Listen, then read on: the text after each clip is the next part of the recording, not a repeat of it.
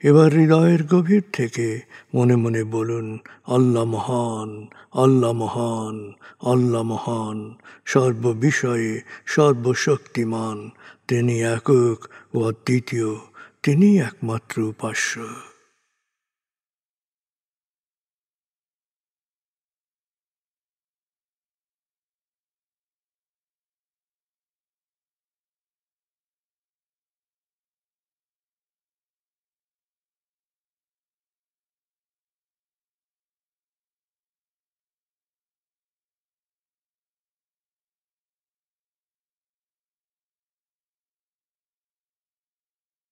হৃদয়ের গভীর থেকে প্রার্থনা করুন, হে আল্লাহ, তুমি আমাদেরকে বিশ্বাসী, সৎকর্মশীল, সংঘবদ্ধ মানুষ হিসেবে কোয়ান্টাম ফাউন্ডেশনে একাত্ম করেছ।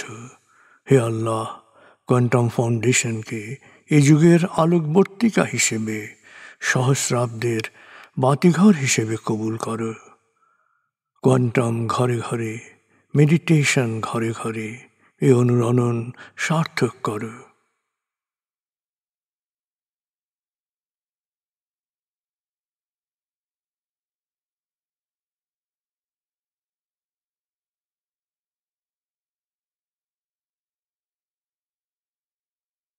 হে আল্লাহ, হে দয়াময়, হে মেহেরবান, কোয়ান্টাম ফাউন্ডেশনের সকল কার্যক্রম, শিক্ষা সেবা, শুদ্ধাচার, রক্তদান, এতিমান, প্রবীণ সেবা, চিকিৎসা সেবা, খতনা, মাতৃমঙ্গল, দাফন, কোয়ান্টাম মেথড কোর্স, এই সমস্ত কার্যক্রমকে সদকায়ে জারিয়া হিসেবে কবুল করো। এই কার্যক্রমে যারা সেবা দিয়েছেন তাদের সবার জীবনকে বরকতময়, প্রশান্তিময় করে দাও।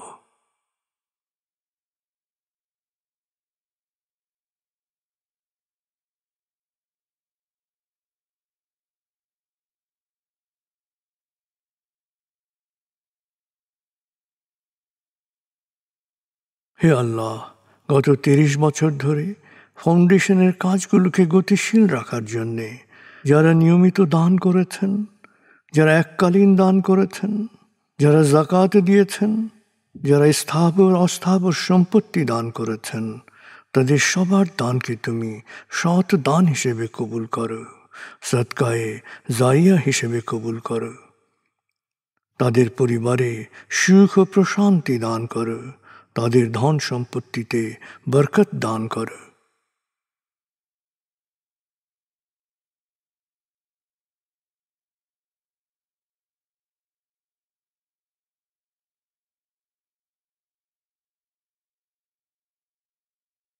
এবার দেশের জন্য দোয়া করুন, হে আল্লাহ, দেশের প্রতিটি মানুষ যেন প্রজ্ঞাপূর্ণ সিদ্ধান্ত নিয়ে নিজের কাজ সবচেয়ে ভালোভাবে করতে পারে, সবাইকে সে তৌফিক দাও। হে আল্লাহ, তুমি আমাদের তোমার বিশেষ অনুগ্রহ ভাজন জাতিতে পরিণত করেছ, অফুরন্ত অনুগ্রহ সম্পদ দিয়েছ, বিশ্বকে বিভিন্ন ক্ষেত্রে নেতৃত্ব দেওয়ার মতো মেধা ও মস্তিষ্ক দিয়েছ। আমরা যেন ভালো মানুষ, ভালো দেশে রূপান্তরিত হতে পারি, আমাদের সেই তৌফিক দাও।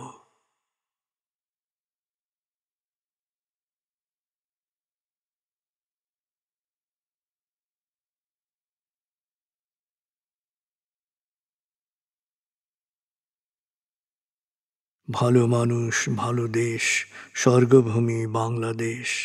ভালো মানুষ, ভালো দেশ, স্বর্গভূমি বাংলাদেশ। ভালো মানুষ, ভালো দেশ, স্বর্গভূমি বাংলাদেশ।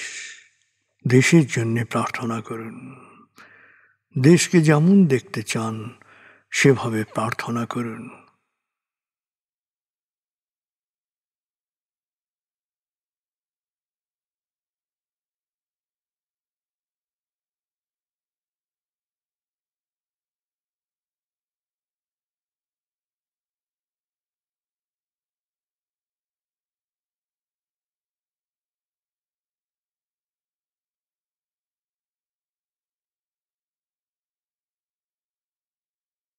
হে আল্লাহ,